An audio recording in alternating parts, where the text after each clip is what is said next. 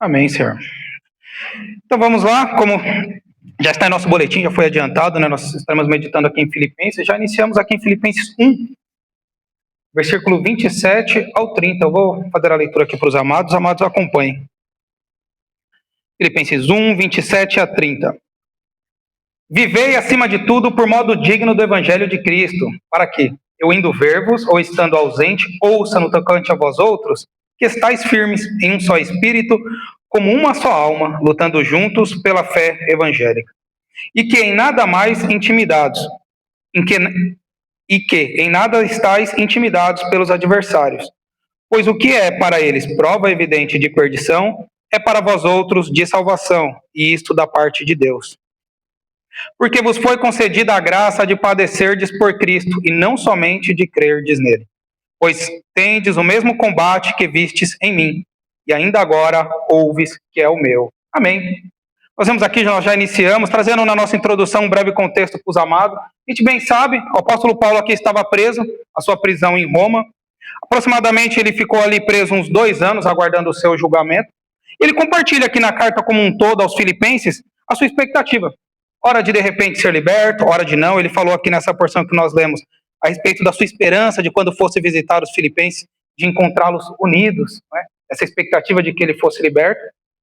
Né? Mas também ele traz para nós depois aqui, no versículo 21, ainda do capítulo 1, ele fala: porquanto para mim o viver é Cristo e o morrer é lucro. Ou seja, ainda que ele tivesse uma expectativa de visitá-los, ele sabia que a palavra final dependia de Deus.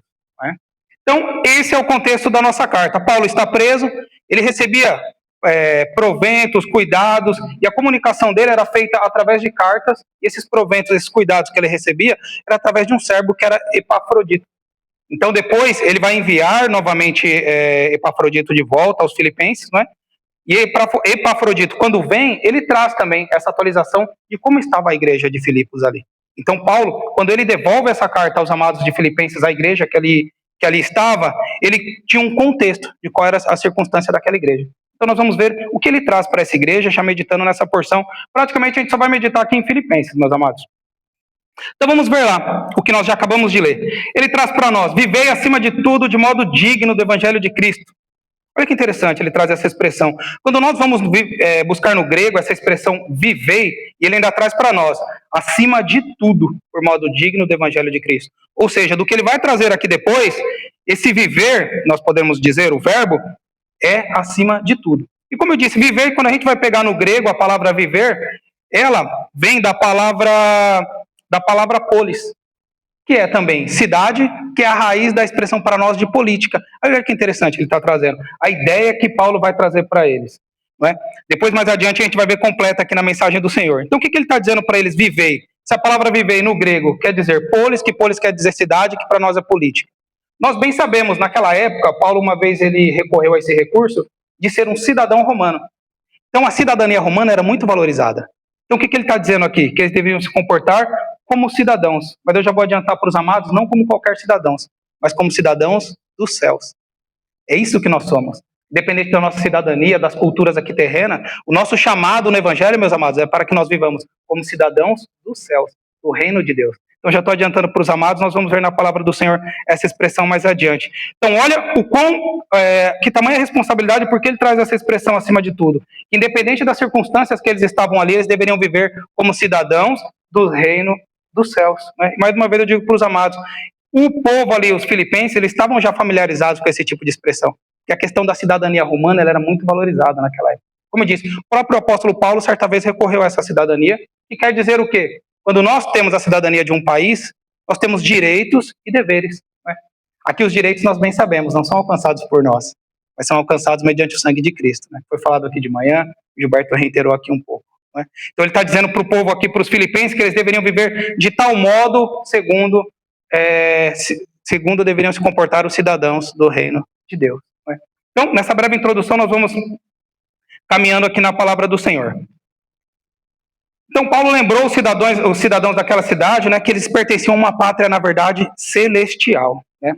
E, portanto, a maneira de viver deles deveria ser adequada e proporcional a isso. Né? E, como cidadãos de Deus, cidadãos do reino dos céus, eles iriam usufruir de benefícios, mas também de responsabilidades diante do Senhor.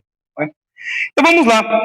E quando a gente se depara com esse primeiro versículo que nós lemos aqui, o 27, que ele traz: viver acima de tudo, isso era o mais importante, né? Ele fala, por modo digno do evangelho de Cristo, para que, eu indo ver-vos, ou estando ausente, ouça no tocante a vós outros, que estáis firmes em um só espírito, como uma só alma, lutando junto pela fé evangélica. A primeira pergunta que vem no automático no nosso cérebro é o quê? Já que ele trouxe para nós essa vivência, que nós devemos viver como cidadãos do reino de Deus, como?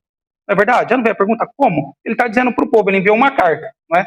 Então nós vamos ver, ele vai trazer para nós aqui também nessa carta como seria esse viver, segundo, como se fôssemos uns cidadãos do reino dos céus, que de fato nós o somos, não é? Então já logo no começo ele traz aqui para nós, vivendo acima de tudo por modo digno do evangelho de Cristo, para que, eu indo ver-vos ou estando ausente, ouça no tocante a vós outros que estáis firmes em um só espírito, como uma só alma, lutando juntos pela fé evangélica. Então ele já traz para nós aqui com muita clareza, nós vemos, o texto fala por si só que a igreja que ele quer encontrar lá em Filipenses é uma igreja unida. Olha só, está claro aqui, não é? No tocante a vós outros que estáis firmes em um só espírito, com uma só alma, lutando juntos, ele reitera, não é? Contra os verdadeiros adversários. E trazendo mais uma vez o contexto, Epafrodito tinha informado Paulo, havia algumas divisões ali na igreja de Filipenses, algumas questões na liderança ali da igreja. Nós vamos ver quem eram esses verdadeiros adversários aqui durante a nossa pregação, não é? E todas essas divergências que estavam crescendo ali na igreja primitiva, elas minavam essa unidade da igreja. E mais uma vez, olha como é que ele começa o texto para nós, né? Acima de tudo, era o mais importante, né? Que a igreja ali, num primeiro momento, estivesse unida, acima de todas as coisas. E acima de cultura, acima de qualquer questão, nós somos cidadãos do reino de Deus. E olha que maravilhoso isso, não é verdade? Nós veremos aí no decorrer deste ano, um ano de eleição, um ano que vai ser muito complicado para a nossa nação. E quantos que nós vemos que se dizem evangélicos, mas têm negado o evangelho de Cristo, têm deixado de dar um testemunho para brigar por questões políticas, por questões qualquer que seja por aí, é verdade? E deixam de dar esse testemunho. E quando essas duas cidadanias se confrontam, qual é a mais importante? Paulo já disse para nós, acima de tudo, a cidadania do reino dos céus, né? Independente da circunstância que nós estejamos expostos. Mas vamos lá, então ele traz para nós que nós devemos estar unidos, não é? Com o mesmo ânimo, defendendo a igreja de todos aqueles ditratores, aqueles perseguidores do período aqui então, né? Eu vou pedir para os amados irem um pouco mais adiante aqui no capítulo 2. Capítulo 2, versículo 15. Aí ele vai dizer o porquê, não é? Como eu disse, nós estamos tratando o primeiro exemplo aqui do texto de como nos comportarmos como cidadãos do reino de Deus. Versículo 15 do capítulo 2.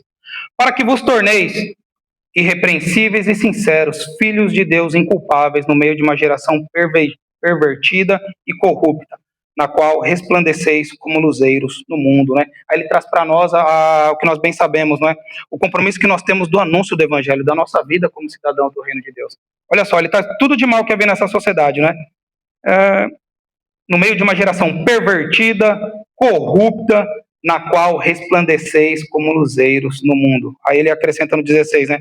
Preservando a palavra da vida, para que no dia de Cristo eu me glorie de que não corri em vão, nem me esforcei inutilmente. Não é? Então ele traz para nós que nós devemos, já nesse início, estarmos unidos como igreja, não é? E lutarmos contra os adversários, e os verdadeiros adversários nós vamos ver agora no nosso caminhar. Não é? Então nós vamos ver aqui, ele traz para nós a união, já vamos deixar isso bem salvo na nossa mente, né? E ele vai trazer aqui para nós também, nós tivemos um olhar mais adiante aqui no versículo 28, e que em nada estáis intimidados pelos adversários, pois o que é para eles prova evidente de perdição, é para vós outros de salvação, e isto da parte de Deus. Não é? Então ele traz para nós que nós não devemos estar intimidados diante dos nossos adversários. E é interessante, meus amados, quando a gente vai ver no grego essa palavra intimidado, às vezes a gente se surpreende com algumas definições do grego. Ela traz para nós um atemorizado, um temor, e é em comparação com a reação de um animal, especificamente um cavalo, quando se assusta. Olha que coisa. Então nós não devemos nos colocar nessa condição diante dos nossos adversários. Mais adiante nós veremos quem são esses nossos adversários. E já primeiramente, gravemos isso, nós não devemos estar intimidados diante de nossos adversários. E primeiramente nós bem sabemos, o texto já trouxe para nós, esses primeiros adversários são os próprios habitantes da cidade de Filipos. O próprio apóstolo Paulo havia sido preso quando passou por lá. Então ele sabia dessa perseguição. E quando nós imaginamos, né, essa perseguição dos próprios habitantes, de repente a gente imagina como se nós estivéssemos aqui na igreja, nós tivéssemos alguns problemas com os vizinhos, né? Algo que é passageiro, basta a gente fingir que não ouviu, de repente chegasse um dia que a igreja pichada, alguma coisa nesse sentido, os carros deteriorados, mas essa perseguição dos habitantes era muito maior, dizia respeito também às autoridades. O próprio apóstolo Paulo foi preso em dado momento, não é? Então, essa primeira oposição a qual a igreja deveria estar unida para combater dizia respeito aos próprios habitantes da cidade, que eram perseguidores e que não aceitavam o povo de Deus ali. E a gente bem sabe, né? Hoje o mundo, quando nós vemos o mundo ele aceita, né, a corrupção, ele aceita tudo que é de promíscuo, tudo que é de ruim, não é verdade? Nós não teríamos problema na prática da corrupção, por exemplo, porque o mundo ele aceita isso, né? Desde que você já tenha um preço, desde que você receba bem por causa disso. Nós vemos aí o escândalo político da nossa sociedade, não é? Mas o que o mundo não aceita? O mundo ele não aceita a palavra da cruz. Era por isso que eles eram perseguidos lá. Porque eles iam contra tudo de ruim que tinha naquela sociedade. E o mundo não aceita. Reitero, qualquer coisa que a gente vai fazer de errado em qualquer lugar, isso de alguma maneira é aceito. Né? Mas eles não aceitam essa palavra da cruz, a exclusividade no sangue de Jesus Cristo para a salvação. O mundo jamais vai aceitar. E ele é, por natureza, oposição a isso. Então eles encontravam essa oposição já dos habitantes da própria cidade. Depois também, eles tinham oposição dos judaizantes, que era um grupo que crescia dentro da igreja. Esses judaizantes eram o quê? Era um judeu que se converteu ao cristianismo. Mas ainda assim ele queria impor aos recém-convertidos a prática do judaísmo. É até estranho de entender, não é? Ele já era judeu, ele se converte ao cristianismo, mas ele queria impor aos gentios que se convertiam ao cristianismo que ainda assim seguissem digamos assim, as práticas judaicas, não é? Eles tinham um calendário específico, tinham uma dieta religiosa e a circuncisão. Então eles queriam que a esse gentio recém-convertido se voltasse ao judaísmo. Isso é um comportamento dentro da própria igreja. Mais um dos adversários que o apóstolo Paulo menciona aqui na carta dele. E para se proteger disso, ele reitera aqui no versículo 30 do capítulo 1. Pois tende o mesmo combate que viste em mim, e ainda agora ouves que é o meu. Ou seja, ele chama para ele esse exemplo, para que a igreja não se corrompesse com esses maus exemplos que eles viam ali, que eles haveriam de combater. Não é? E mais à frente, nós vemos uma outra questão que eles deveriam combater, eram os liberais. Aí talvez nós tenhamos isso gritante nos nossos dias de hoje. O que são os liberais? Esses que se convertem e eles compreendem mal a doutrina da graça e da salvação e entendem que eles podem viver por toda a libertinagem, fazer o que eles quiserem. E, na verdade, não é esse o evangelho da graça. Não é? E eles, de certa medida, com a influência que eles conseguiam ali na igreja local, eles causavam divisão. E mais uma vez, quebrava essa união. Que, como nós lemos, não é? Era o mais importante. O apóstolo Paulo começou trazendo para nós de exemplo. Então nós já temos 3 adversários, né, que a igreja deveria combater, e sem temor, nós não devemos estar intimidados diante deles. Né? Eles trouxeram para nós aqui a oposição dos próprios moradores da cidade. Depois nós temos aqueles que já eram membros mesmo da igreja, os judaizantes, e os liberais, não é? Eu escrevi aqui no meu rascunho, os liberais do costume, os liberais nos costumes, não é? E vamos ver o que a palavra do Senhor nos diz, né, sobre esses judeus, o que o próprio apóstolo diz para nós. Vamos aqui para o capítulo 3. Eu vou ler para os amados o versículo 2. Aqui ele está se referindo a esses judaizantes. Ele fala para nós: acautelai-vos dos cães, acautelai-vos dos maus obreiros, acautelai-vos da falsa circuncisão. Porque nós aqui somos a circuncisão, nós que adoramos a Deus no Espírito e nos gloriamos em Cristo Jesus e não confiamos na carne. Amém. Quando nós vemos essa expressão acautelai-vos dos cães, o apóstolo está trazendo uma expressão, mais uma vez, eles são familiarizados com isso, e os próprios judeus usavam dessa expressão para com os gentios. Então o apóstolo Paulo, ele devolve essa expressão, uma expressão pejorativa, obviamente, para aquela época, né? Até nos dias de hoje seria. Então quando ele fala isso, acautelai-vos dos cães, acautelai-vos dos maus obreiros, acautelai-vos da falsa circuncisão, ou seja, esse retorno às práticas judaizantes, quando na verdade Cristo já tinha vindo, né? Eles não precisavam mais praticar essas coisas, seguir todo o calendário judaico, né? Então, é essa porção da palavra do Senhor que registra isso para nós, né? E depois nós temos também, já no capítulo 3 aqui, o que eu trouxe para os amados, a questão dos liberais nos costumes. Ainda no capítulo 3, no versículo 17, ele diz assim, de 17 a 19: Irmãos, sede imitadores meus e observai os que andam segundo o modelo que tendes em nós. Pois muitos andam entre nós, dos quais repetidas vezes eu vos dizia, e agora vos digo até chorando, que são inimigos da cruz de Cristo. O destino deles é a perdição, o Deus deles é o ventre, e a glória deles está na sua infâmia, visto que só se preocupam com as coisas terrenas. Ou seja, ele está trazendo essa questão de pessoas que ali já faziam parte da igreja de Cristo, dessa igreja primitiva, e que viviam, como o texto mesmo diz, né? O Deus deles é o ventre, e a glória deles está na sua infâmia, visto que só se preocupam com as coisas terrenas, não é? Então esse comportamento que estava tendo ali dentro da igreja, esse era de fato o verdadeiro adversário da igreja, que deveria ser combatido como nós já vimos no começo, por meio da união da igreja, que a igreja estivesse sempre unida contra esses que são os verdadeiros adversários. Né? E aí nós continuamos, né? Eu já trouxe para os amados a questão da intimidação, o significado, não é? E depois nós temos também, ele vai trazer para nós um ponto interessante para a nossa vida na fé, a respeito do sofrimento cristão. Eu vou começar, obviamente, pelo texto e depois nós vamos meditar no significado. Então, voltamos lá para Filipenses 1, o versículo é o 29. Versículo 29 diz assim: porque vos foi concedida a graça de padecerdes por Cristo, e não somente de crerdes nele. Olha que interessante, né? Ele inverte aqui. Nós somos acostumados com essa graça que o Senhor nos concede de crermos no Senhor, né? Aqui ele inverte, ele traz para nós que primeiro foi concedida a graça de sofrermos, né? Se a gente trocar aqui a palavra por Cristo, e não somente a de crerdes. É como se ele trouxesse para nós que é um pacote só. Se nós compreendemos, meus amados, como um poder, e é de fato um ato divino de Deus, o nosso crer no Senhor Jesus Cristo, se fosse por nós mesmos, nós não creríamos, não é? E está no mesmo pacote também o nós padecermos pelo Senhor Jesus Cristo. Então, o sofrimento ele faz parte da vida cristã.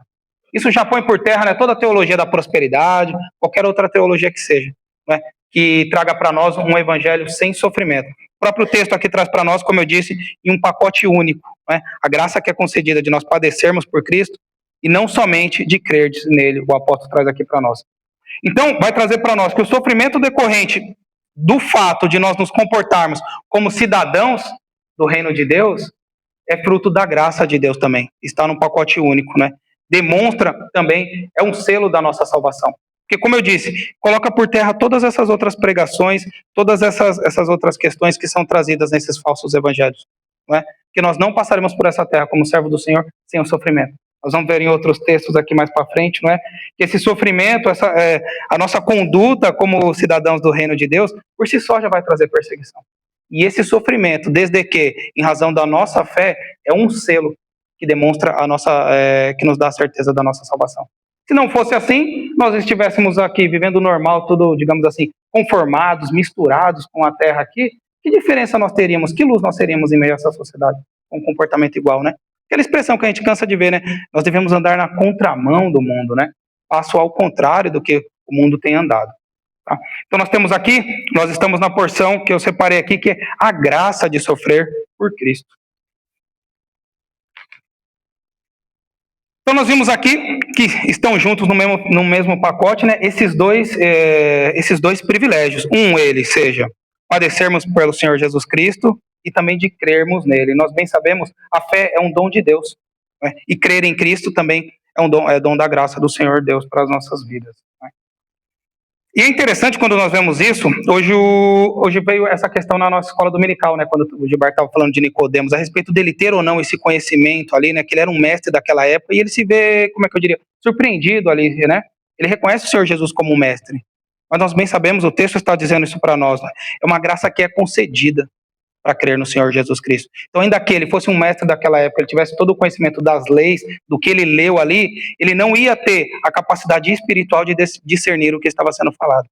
Na hora eu até procurei o texto ali, acabou que a gente passou o assunto, em Apocalipse ele vai falar disso repetidas vezes, ele traz para nós a seguinte expressão, que quem tem ouvidos para ouvir, ouça o que o Espírito diz às igrejas. E a gente bem sabe, né, Apocalipse tem essa linguagem, e não à toa, porque eles escreveram de tal modo ali o apóstolo João, para que, se essa carta fosse encontrada por alguma autoridade, ela não compreendesse. Mas o povo de Deus estava familiarizado com essa linguagem. E o ouvido, a gente bem sabe, não era um ouvido físico, mas a palavra, essa expressão, ela quer dizer que quem tiver o discernimento que é dado pelo próprio Espírito para discernir ali o que estava sendo dito, né, que compreendesse. Ou seja, é o próprio Espírito, é o próprio Deus quem dá o discernimento para nós compreendermos. Quem tem ouvidos para ouvir, ouça o que o Espírito diz às igrejas. Não é? Então, esse ouvido para ouvir é o discernimento que o próprio Deus nos concede. Então, essa é a graça maravilhosa que Deus nos dá. De nós crermos no Senhor Jesus Cristo, como eu disse, é um pacote completo. É crer e sofrer no Senhor Jesus Cristo. Isso não se separa. Então, nós vamos sofrer também por esse evangelho. E reitero, né? Desde que seja por uma conduta como cidadãos do reino de Deus. Que nós podemos trazer para os nossos dias. Eu vou voltar à questão política, que é tão gritante na nossa sociedade. Se eu ficar lá na internet com questão política, atacando determinado partido, determinado candidato, e ter respostas ofensivas por causa disso, eu não estou me comportando como cidadão do reino de Deus, não é? E eu vou arcar com as consequências. Na minha vizinhança, no meu prédio, se eu for um mau vizinho, não é? For xingado, reclamarem de mim, estou sendo perseguido porque eu sou cristão, não, estou sendo perseguido porque eu tenho um mau comportamento na sociedade, não é verdade? Mas esse comportamento, mas essa graça, ela é específica quando nós somos perseguidos por nos comportarmos como cidadãos do reino de Deus. Isso vai incomodar a sociedade, não é? Que a sociedade, ela comporta tudo que é de ruim.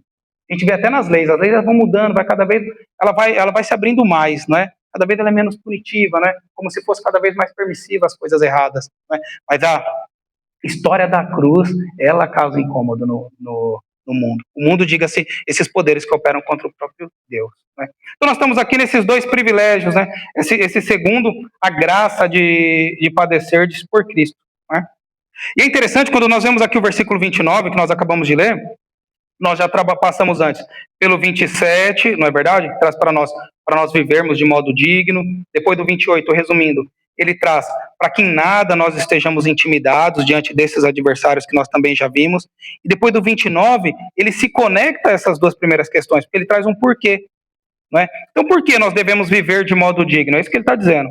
Acima de tudo, unidos. E por que nós não devemos estar em nada intimidados pelos nossos adversários? Aí ele vai dizer, por quê? Vos foi concedida a graça de padecerdes por Cristo, e não somente de crerdes nele. Então ele traz, completando, conectando o que nós acabamos de meditar aqui no versículo 27 e 28. Não é? Então a perseverança humana, ela é uma obra divina. Então, por iniciativa graciosa do próprio Deus, ele nos concede o privilégio de participarmos do sofrimento do Senhor Jesus Cristo. E amém por isso. Né? Então, ele traz para nós essa garantia de estar sempre conosco em meio a todas essas dificuldades, essas perseguições. Né? E como eu disse para os amados, a perseguição, ela é um selo da nossa salvação. Né?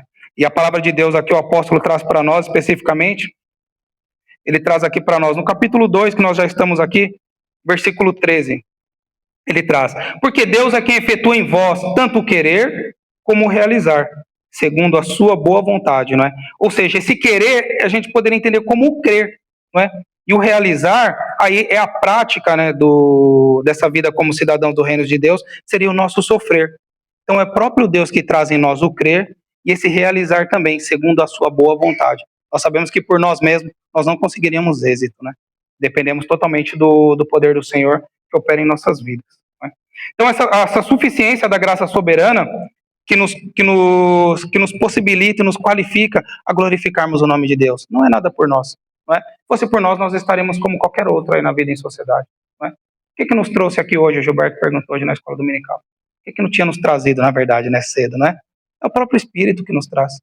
A Helena até brincou, né? Estava em casa, estaria nas cobertas.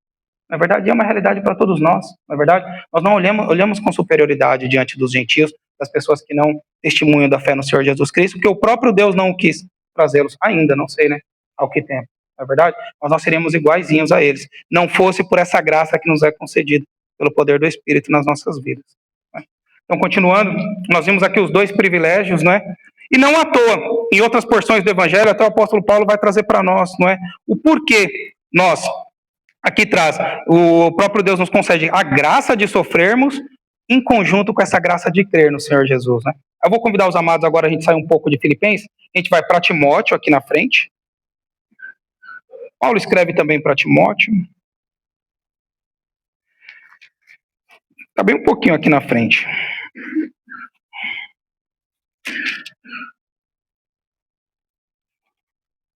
Eu vou ler para os amados. 2 Timóteo 2:12.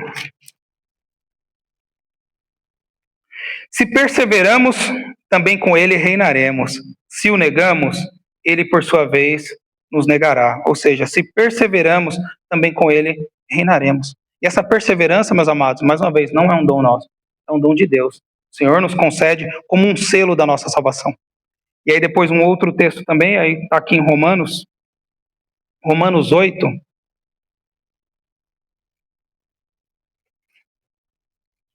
Romanos 8, 17. Está tão claro quanto. Romanos 8, 17, diz assim a palavra do Senhor: Ora, se somos filhos, somos também herdeiros, herdeiros de Deus e co-herdeiros com Cristo. Se com ele sofremos, também com ele seremos glorificados. Amém. Ou seja, essa graça que nos é concedida em um pacote só, de crermos e também de padecermos com o Senhor Jesus Cristo. Desde que, pelo nosso comportamento, não é, como cidadãos do reino de Deus. E aí nós continuamos na nossa meditação, não é? Nós temos mais um texto que confirma isso. Gostaria de convidar os irmãos. Lá em Mateus 5, versículo 11, eu vou ler para os irmãos.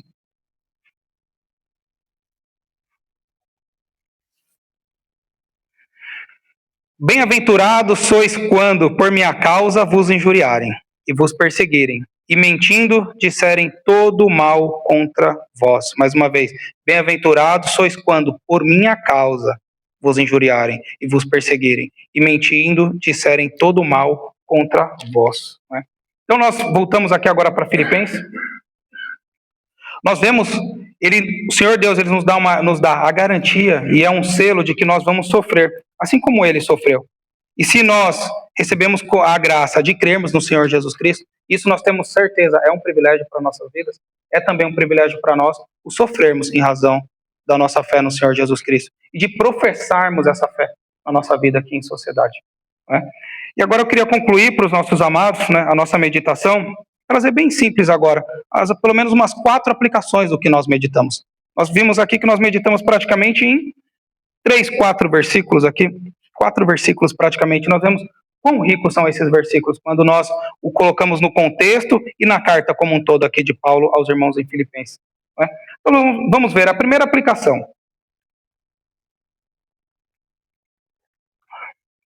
Somos cidadãos de uma pátria celestial, do reino de Deus. Né? E eu já me adiantei nessa questão. Né? Então, acima da cidadania terrena, antes nos importa obedecer a Deus. Né? Aí eu reitero o que eu falei em alguma parte aqui da nossa pregação. Né? Se nós chegarmos em algum momento em que nós temos que decidir entre a nossa cidadania celestial e a nossa cidadania terrena em alguma atitude, muito mais nos importa, não é, seguirmos a Deus, obedecermos a Deus. Eu me lembro desse texto lá em Atos, né, quando o apóstolo Pedro ele é confrontado ali no Sinédrio, e ele responde com toda, como é que eu diria, com toda veemência, né? Muito mais me importa obedecer a Deus, não é? Do que obedecer aos homens ali daquela localidade. E é interessante essa questão do apóstolo Pedro em específica, porque o apóstolo Pedro, a gente bem sabe, um texto conhecido, ele nega Cristo por 3 vezes. Depois ele tem um encontro com Cristo ressurreto, e Cristo pergunta para ele 3 vezes se ele o amava, né? Ele, mestre, sim, eu o amo. Aí Jesus fala, então apacenta minhas ovelhas, né? Um texto já conhecido. E após essa ocorrência, né, que traz para nós como se fosse uma restauração do apóstolo, né, ele se vê diante do Sinédrio. E é interessante que a primeira vez que ele nega o Senhor Jesus Cristo, ele nega diante de pessoas comuns. Eram pessoas comuns que estavam ali, apontavam para ele, você também andava com o Senhor, você é um seguidor de Jesus, não sei o quê. E ele nega, né? Olha que interessante, depois diante das autoridades, ele com toda a segurança, ele reitera, né, que aprove a ele seguir a Deus, né, do que aos homens. Olha que interessante, né? Porque é obra do próprio Espírito Santo na vida dele. E assim conosco também. O Espírito Santo vai trabalhando em nós, e a perseguição que nós sofremos, assim como foi com Pedro ali, ela é um selo da nossa salvação. Olha que interessante. Né? O contrário também, imagine se ele cede, né? Demonstraria poder daquelas pessoas, daquelas autoridades. Mas não, ele reitera a fé dele, né, que ele cria no Senhor Deus, e cabia muito mais a ele obedecer ao próprio Deus do que aos homens ali daquela região. Né? Então ele demonstrou também a confiança de que Deus estaria sempre com ele. E foi um selo da salvação do apóstolo do Senhor ali diante daquelas autoridades. Né? Então nós vimos a nossa primeira aplicação. Então se nós somos cidadãos de uma pátria celestial, né, nós devemos nos comportar como tal, né, seguindo a palavra do Senhor. 2, é o que nós já vimos aqui, que o apóstolo trouxe para nós já logo no começo, não é? Viver acima de tudo por modo digno do evangelho de Cristo. Ele traz para nós que nós devemos nos unir com os nossos irmãos contra os verdadeiros adversários. Se nós fôssemos trazer para os nossos dias de hoje, o que seriam nossos adversários? A gente meditou sobre isso numa escola dominical aqui uns domingos para trás também, né? A secularização, nós vemos cada vez mais distante da nossa vida em sociedade as coisas de Deus, não é? Vai chegar um dado momento que nós seremos praticamente proibidos de anunciar o evangelho aí, de fazer qualquer colocação que faça alusão à referência a Deus, não é verdade? Eu não sei nem em locais públicos como está a questão. Muitos no passado tinham Bíblia, tinham a imagem do Senhor Jesus Cristo em algumas paredes, em algumas repartições públicas, eu não sei como está isso hoje. Mas é nítido e claro para nós que a sociedade cada vez mais se caminha lá do oposto à palavra de Deus. Né? Então esse é o segundo adversário para nós.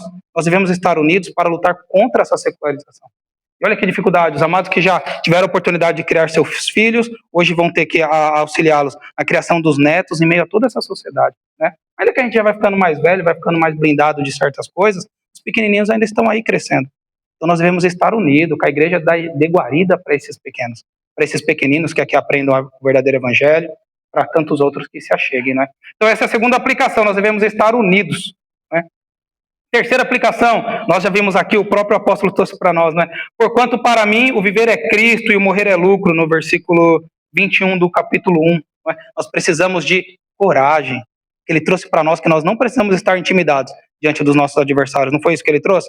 E o próprio apóstolo estava em cadeias, né? Depois provavelmente ele foi solto, que ele ainda escreve para Tito, lá na frente a gente leu aqui, para Timóteo, né? Mas ele não sabia, a palavra final pertencia a Deus, mas ele precisava de coragem. É isso que a gente precisa para viver a nossa fé aqui nessa terra.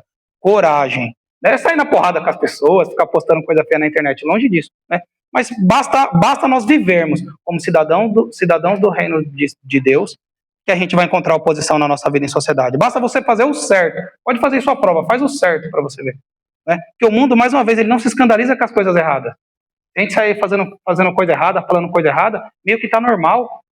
Olha, hoje a gente aceita a injustiça meio normal. Né? Tem um comentário bobo, se vocês me permitem. Né? Às vezes a gente vê coisa do Rio de Janeiro, é uma tragédia, a gente até comenta, é no Rio de Janeiro? Tá normal. É de tanta tragédia que a gente vê naquele estado. Né? Não conheço nada, me perdoe, sei que o irmão é de lá, posso estar falando alguma besteira, né? Eu não vou lá, mas enfim, entendeu? Olha só, então a gente meio quis dizer que a gente vai se acomodando a essas coisas erradas, né? E o mundo não se escandaliza mais com a coisa errada. E por fim, a gente vai caminhando para a nossa conclusão, não é? Foi que nós meditamos por último aqui, que o apóstolo traz para nós de como nós poderíamos viver como cidadãos do reino de Deus, né? Nós precisamos ver o sofrimento do Senhor Jesus Cristo como um privilégio. Aí é difícil a gente aguentar a perseguição. E às vezes parece longe, a gente viu aqui no trabalho que o Mateus trouxe para nós a respeito das igrejas perseguidas, olha isso. Eu acho que todos nós saímos mexidos com o que a gente vê aqui, né? Família sendo perseguida, me recordo de uma mulher que teve que fugir do país dela, né? Sofrendo espancamento. Isso acontece nos dias de hoje, em outros países por aí. Olha que coisa. Não é verdade? E sejamos gratos, né? Porque aqui a gente ainda pode professar um evangelho. Acho que a Rúbia falou disso hoje na abertura da escola dominical. A gente ainda pode professar aqui na nossa terra, olha que coisa maravilhosa, e às vezes a gente banaliza. Não é verdade? Então nós precisamos ver, meus amados, o sofrimento por Cristo como um alto privilégio. Não é verdade? E a gente não sabe o que nos espera no futuro aí, do nosso país, né? A gente não sabe o que pode acontecer. E aí? Às vezes, como eu disse, a gente imagina a perseguição de um jeito, mas ela vem de várias maneiras. É verdade? Eu falo para mim mesmo, eu sou militar, de repente o cara vai ser preso aqui no quartel, vai ser mandado embora, e aí vai viver do quê? A gente se preocupa com essas coisas. Às vezes a gente vê a perseguição, né? Tá longe da gente, mas pode vir de várias maneiras. É verdade? Vai ter que praticar tal coisa contra o evangelho, não você perde o emprego, é verdade? De repente fecha a empresa em alguns lugares, te manda embora da escola, não vai poder dar aula aqui se você é cristão. E aí? E aí, onde vai estar? Aí a gente vai ter que completar tudo isso aqui, ó. A gente vai ter que ser forte, vai ter que estar unido com os nossos irmãos, não é verdade? E entender esse sofrimento como um privilégio. Amém. É verdade que a gente está aqui de passagem. Tá? Então, meus amados, eu concluo aqui, né? E, acima de tudo, meus amados, esse crer em Cristo é uma graça e uma dádiva de Deus. Não procede de nós.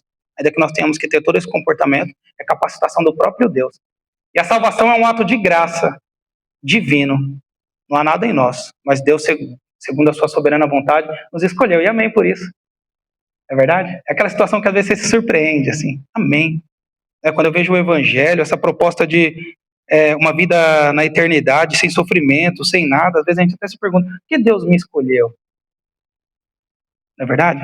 Mas isso serve para nós também como motivação para levarmos essa palavra às outras pessoas, né? Porque se Ele me escolheu, qualquer outro pode ser salvo. Amém por isso.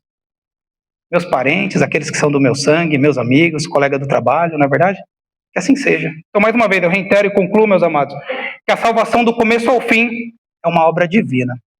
E amém por isso. Né? Que Deus nos abençoe, nos capacite a estarmos unidos e a vivermos como cidadãos do reino de Deus. Amém?